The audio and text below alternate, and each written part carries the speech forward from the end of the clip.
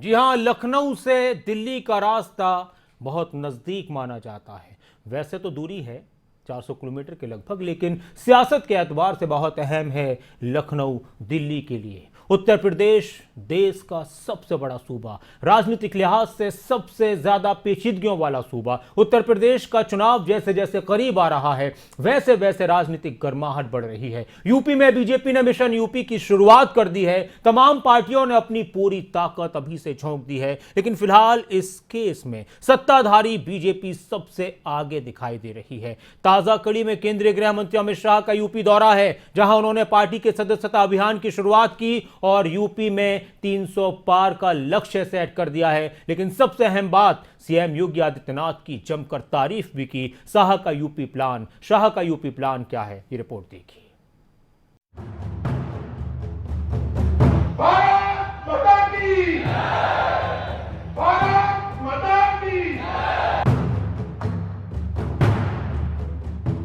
BJP ने उत्तर प्रदेश के चुनाव को लेकर पूरी ताकत झोंक दी है।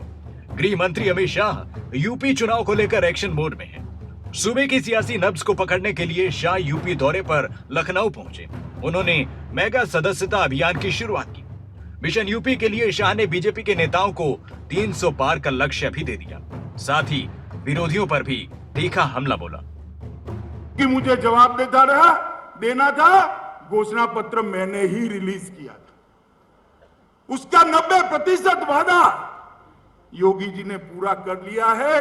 योगी जी अभी 2 महीना बाकी है, जितना हो सके 100% की ओर ले जाइए, तो जनता मानेगी कि भाजपा जो कहती है वो करती है।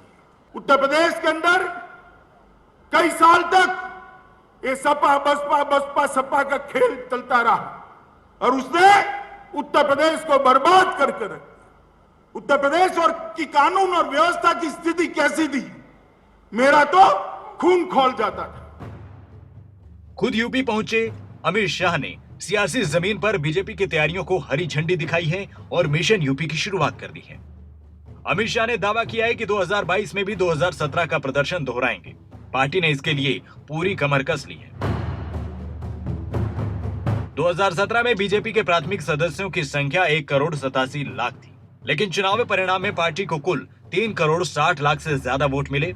वोट का प्रतिशत 39.67 था। यूपी में बीजेपी के करीब 2,30,00,000 सदस्य हैं, जिसको पार्टी ने 4 करोड़ तक पहुंचाने का लक्ष्य रख लिया है। 14 में मैं इंचार्ज था, 19 में अध्यक्ष था। मैं ही झोली फैलाकर आया था यूपी के सामने। यूपी के बगैर भाजपा की सरकार नहीं बन सकती, मैंने कोई छिपाया नहीं था। मैंने कहा था दिल्ली का रास्ता लखनऊ होकर जाता है। मित्रों, दोनों बार बोले शंकर की तरह यूपी की जनता ने हम पर कृपा कर दी और 2/3 बहुमत से भाजपा की सरकार। जो मेरा परिवार भाजपा परिवार इस लक्ष्य के साथ जुड़ना चाहता है, उन्हें जोड़ने के लिए आज हम सब यहां पर माननीय गृह मंत्री जी के नेतृत्व और मार्गदर्शन में एकत्र हुए हैं। हम विश्वास के साथ कह सकते हैं, जो लक्ष्य संगठन ने तय किया है, उस लक्ष्य को प्राप्त करने के लिए आप सभी पदाधिकारी और कार्यकर्ता माननीय गृह मंत्री जी के मार्गदर्शन में प्राण से जुट करके एक समय सीमा के अंदर हर परिवार को भाजपा परिवार के साथ जोड़ने के लिए कार्य करेंगे। अमित शाह की अगुवाई में ही बीजेपी यूपी में वापसी कर सकी है। शाह ने 2019 के लोकसभा चुनाव में प्रभारी रहते हुए बीजेपी को जीत दिलाई। 80 सीटों में बीजेपी को उस वक्त 62 सीटें मिली। 2014 के लोकसभा चुनाव में 80 में से 71 सीटें यूपी में एनडीए को मिली, जबकि 2017 के चुनाव में यूपी में बीजेपी के खाते में 325 सीटें मिली। 2 लोकसभा चुनाव और 1 विधानसभा चुनाव में पार्टी को उत्तर प्रदेश में शानदार जीत अमित शाह दिला चुके हैं। अब एक बार फिर से अमित शाह मिशन यूपी पर जुटे हैं। मिशन यूपी के लिए बीजेपी के चाणक्य माने जाने वाले अमित शाह ने जीत की बड़ी तैयारी तो की है, साथ ही उनका यूपी दौरा कई नेताओं के लिए टेंशन देने वाला है, जिसमें उनके सियासी विरोधियों के साथ बीजेपी के वो नेता भी हैं जिनका फीडबैक सही नहीं रहा है।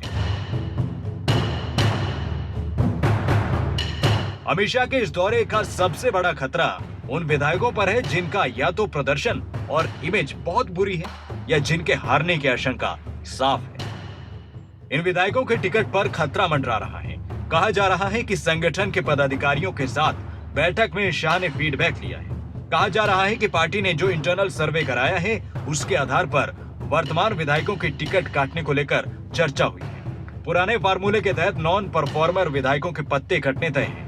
जिनका संगठन से तालमेल नहीं है और जिन विधायकों का फीडबैक ठीक नहीं है उनकी भी लिस्ट तैयार हो रही है।